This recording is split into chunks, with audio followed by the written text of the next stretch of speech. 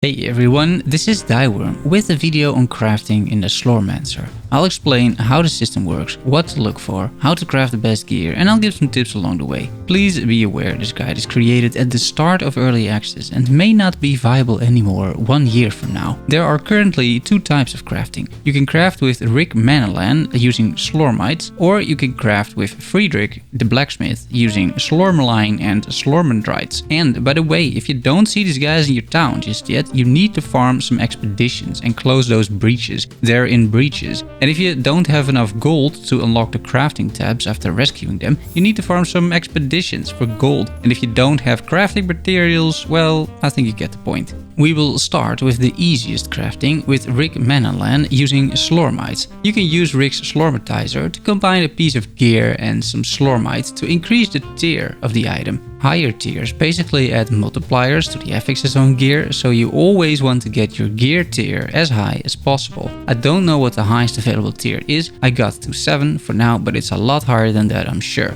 Before you can combine an item with Slormite, however, you need to level up your gear. Like anything in this game, it gains XP, or in this case, potential.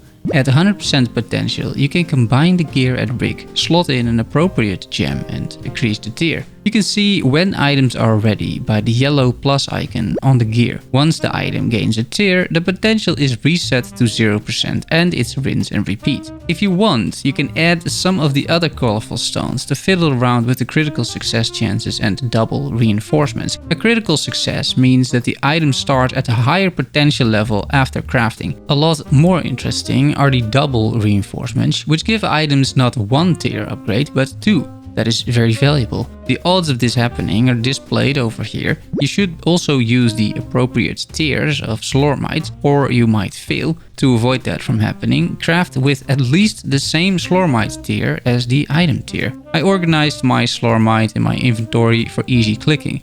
Right mouse click is your friend here, by the way. The second tab of Rick lets you merge Slormite. Lower tier Slormite are way more common than higher tier ones, so merging may be a good solution here. It's expensive though, especially in bulk. Alright, that's Rick. Let's move on to Friedrich, the blacksmith. The main feature is Reforging, and this allows you to customize your gear completely, as long as you have the materials and the money. In order to understand how Reforging works, you need to understand how items and affixes work in the Slormancer. Fortunately, it is rather easy. As gear increases in rarity, the affix numbers increase as well. White items have just base stats, green items have magic stats, blue items have rare stats, yellow items have epic stats, and the orange item have a special legendary modifier.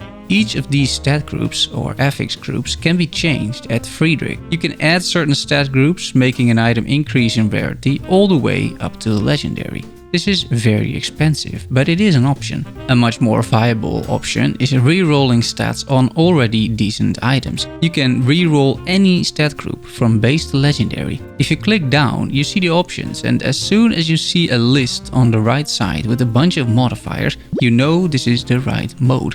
Here, you can add or re-roll to your heart's content, and you have a chance to roll any of the modifiers on this list. It's pretty convenient. Be aware that the modifiers are weighted, though I think some are a lot more rare than others after spending a few hours of crafting myself. You can only roll modifiers once, I noticed, so no double elemental damage. The list updates as well to reflect this. In case you roll a modifier you like, say elemental damage in my case, you have a few options as well. You can now start re-rolling the values of that modifier in the hopes of rolling a better stat. This is worth doing because this starts to really add up when you are increasing the item tiers at Rick. Select the Reforge Scores option and start rolling again. If you're happy with the outcome, you can now lock the modifier completely so it can't be changed again. This is useful because you can also choose to roll all modifier scores on an item, not just the ones in the specific groups, and then you don't want to roll over your good modifiers, so then locking a modifier is recommended. You can do these three actions: adding modifiers, re-rolling modifiers, and locking modifiers for each rarity group.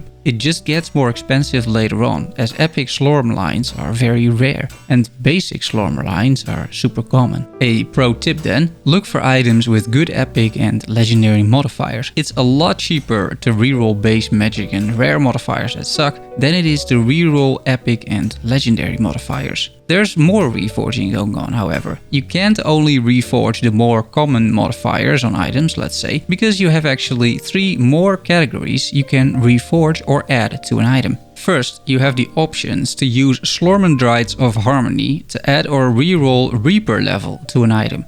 You see a bunch of names as possible outcomes, and these names are tied to the Slorm Reapers you find, those unique build-defining items. If you look closely, the Slorm Reaper has a name attached to it. My butterfly staff is made by Smelleron, so I want to get Smelleron Reaper level because that increases the power level of my Slorm Reaper, which usually is a big benefit to your build. Getting the right Reaper and the highest level +5 is a very good thing to chase. Second, you have the option to use Slormancer of Aptitude to add or reroll mastery stats to your item. Mastery stats increase a skill by 1 or 2 levels. This is extremely useful because it allows you to already invest more Slorm, the green souls, into your skills. It can literally save you an hour or more by rolling the right mastery stat. Extremely useful also later on, because most skills have scaling based on the skill level, so increasing that using the purple gems is a very good idea. Third, you have the option to use Slormancer of Virtue to add or reroll attributes. This is probably the least impactful one at the moment, but it might help you reach one of the milestones in the attribute screen over here. All attributes are decent though, especially at low level, so I would get this on any premium item, but don't worry about min-maxing this until you have min-maxed the other stuff.